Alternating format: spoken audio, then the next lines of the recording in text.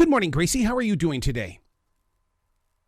Good morning, Aaron. Very well, thank you. How about yourself? Doing absolutely fantastic. So proud of you for continuing on with this series because, I mean, it's like, you set out with this, this dream, this ambition. I'm going to create a trilogy. Here you are, book number 2. What's it feel like? Oh, gosh. You make it sound like it was this, I don't know, easy thing. I'm currently, my current mindset is that I am very excited about book 2 coming out, but also really racked with guilt about how slowly I'm progressing with the 3rd book. So I'm in a very mixed state, very happy, and also working very hard. Well, from one creative person to another creative person, have you invited the perfectionist to the party? I mean, because I understand, when things get in the way, but I always wonder why. You know what I mean? Oh gosh, yes, I know. Yeah, the perfectionist is in the house, and I wish they weren't in the house, but it's like you can close all the doors, but they'll come in anyway.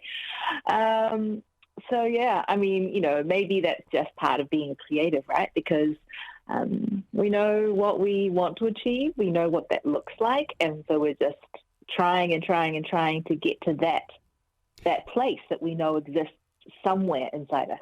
And that's every reason why I created the iHeartRadio channel. Creativity is the addiction, because you have to learn to live with it, love it. You've got to be able to respect it, but it's got to do the same thing back to you. It's such a relationship with your creativity. Oh, I love that. I love how you phrase that, and that it's a relationship, because I think you're totally right, and it does give back. What you put in does eventually come back, sometimes in not the way that you expect it to, but it always does. And I guess that's why we get hooked, right? We keep going for more. Yeah, it's like, feed me, and it's like, okay, I'm trying. Well, The Last Fallen Moon is out, and here's Riley O. Here we go, and she's out to save her family, and I love the idea that you really make family so important in what you put on paper. Yeah, family is everything to me, and I didn't even really set out to write, quote unquote, a family story, but I guess it just happened by virtue of who I am and what I hold dear, I guess. So when you're putting, building those paragraphs and things like that, where is your mindset? Because I always believe that, you have to, create an atmosphere of being open. Do you do that as well, where it's like, okay, I'm going to let it flow through me, and then I'm going to come back, and it could be a day, it could be a couple of days, and then I'll let the editor do some writing. But right now I just need to get it on paper. Oh, it's so interesting you mentioned that, because just earlier today I was having the same conversation with my husband, and he was saying, well, do you think instead of, giving your perfectionist side so much attention, you should just turn that off and just write, even if it's complete garbage, just write and then edit later. And I have tried that. I really have, and it's interesting. Some writers can do it. I'm not sure about your own process with your writing, but I have heard other writers say that the first edit is kind of like, or the first draft, I should say, is kind of like, gathering sand into your sandpit. Yeah. It doesn't matter how pretty it is, you just need to get the sand in there. And then the process of editing, and there's many rounds of editing, that's the process of building the sandcastle. And so I've tried to use that mindset and that analogy, but I find when I do that, I get stuff down, but the editing process is so much more painful. Oh, yeah. So I think I've actually gone back a little bit more to taking longer to do the initial draft, and saving myself the headache later. Yeah. You talked about your husband. A lot of writers stop writing because the spouses in their lives, when we sit down to write, we disappear from the world. There are many times that my wife will be asking me things, and I go, I'm sorry, I wasn't here. I'm elsewhere when I've got a writing instrument in my hand. Let's talk. But do you have to go into a place where it's like, okay, I'm going to go in here now, I'll come out, and when I come out, I'm going to be Graci, but when I'm in there, I'm not so Graci. Oh, yes. And I feel really guilty about it, because yeah, we have a small child, and I sometimes think I really want to compartmentalize, but I'm not very good at that. When I'm in, I'm in. And sometimes I'm my child is talking to me and my husband's talking to me, and I'm like, hello. Oh, sorry, you were here. I'm here. I promise, I'm still here. Somehow, part of me is still here. So yeah, it's a constant reminder, isn't it, to say, you are here, grounded in the present. Remember that. And then, like you say, maybe I just use like a physical door as the gateway. When I'm in this room, I am in that, that space is my mind. And then when I come out, I shut that door. Yep. Yeah.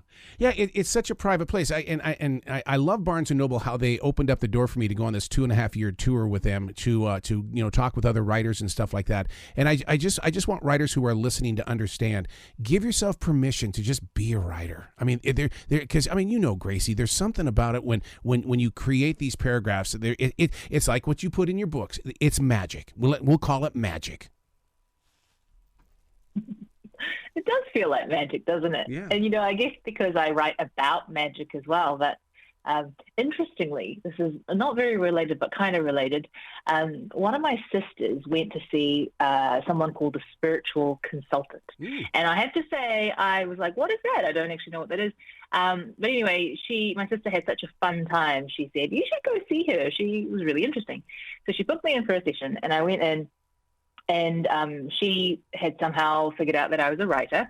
And she said, oh, you know that you don't write alone, that when you write, there are people, other ancestors of yours that write through you and write with you. And, all belief of, truth and things aside, I found that so endearing. I found that comforting, that maybe there is a little bit of magic involved. Maybe it isn't just me, because we think writing is solitary, and for the most part it is, but maybe I'm not alone, Well, see, and I always compare it to the movie Beautiful Mind with Russell Crowe, where those people walked beside him. They couldn't see him, but he could. And so I'll sit there and I'll go, okay, what are we going to talk about today? And you learn to listen to him. I mean, see, and that's one of the things that I wanted to bring up. I mean, you've been, this is a trilogy, and we know that the next one is the final of the book. Gracie, how can you end this story when these people have been walking with you for 3 books?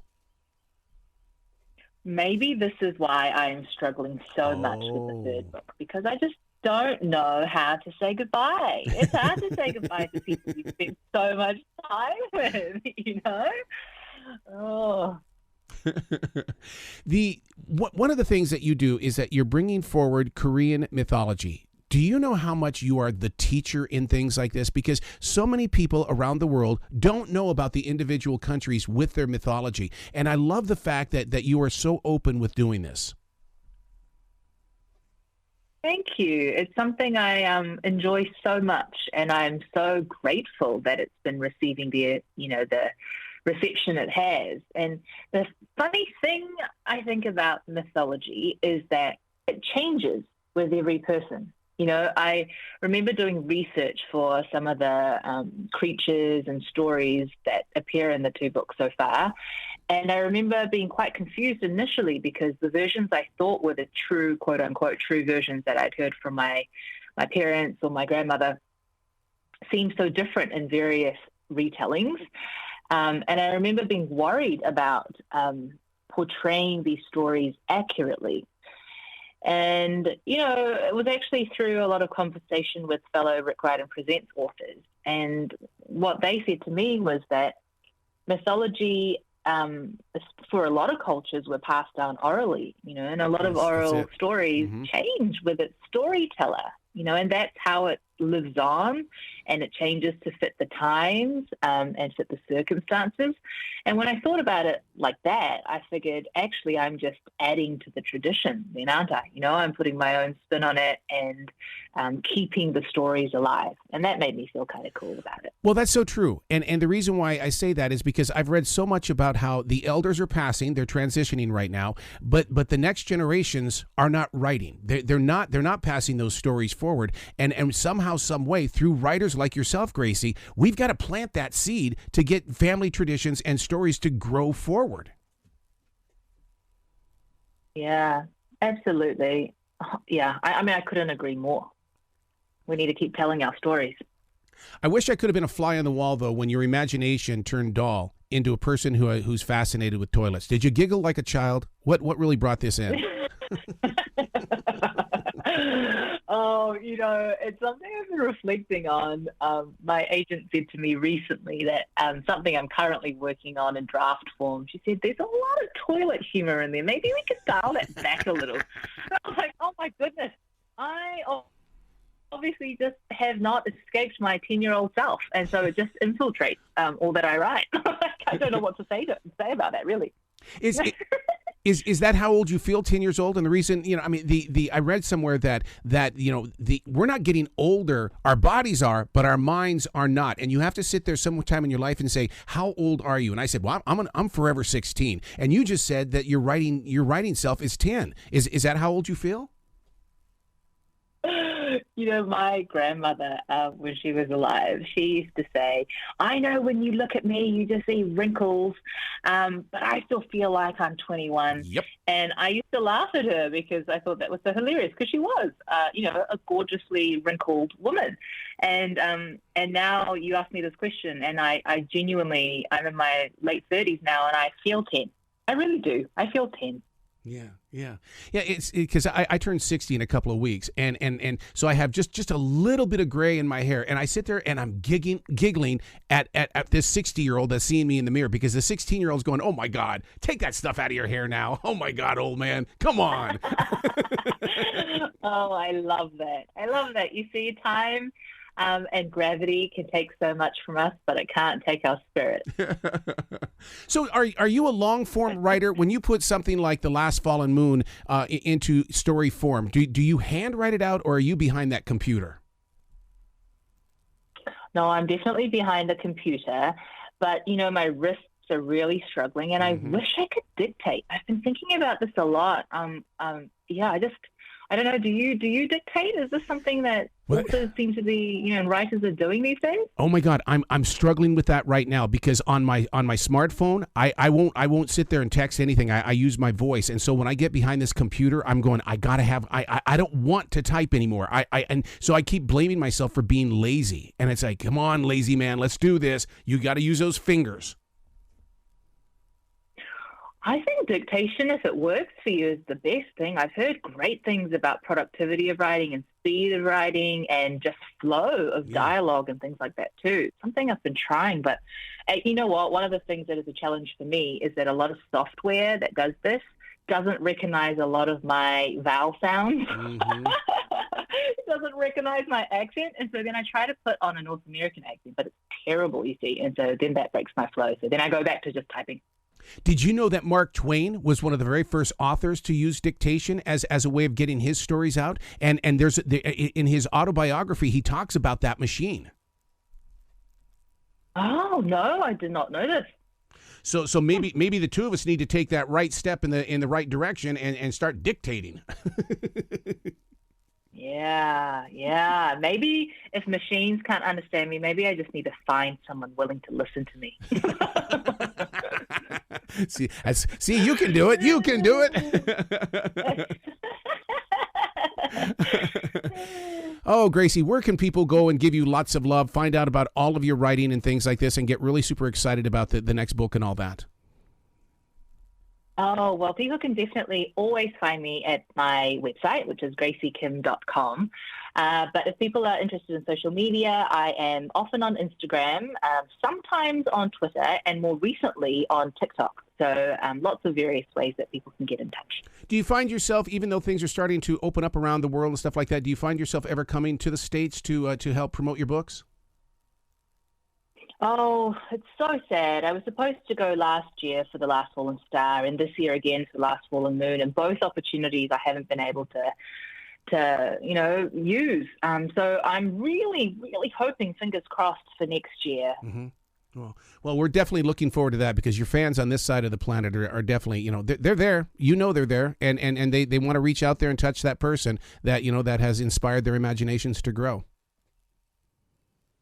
Oh, thank you so much for saying that. I really do hope it will work out in 2023. Absolutely. Please come back to this show anytime in the future, Graci. The door is always going to be open for you.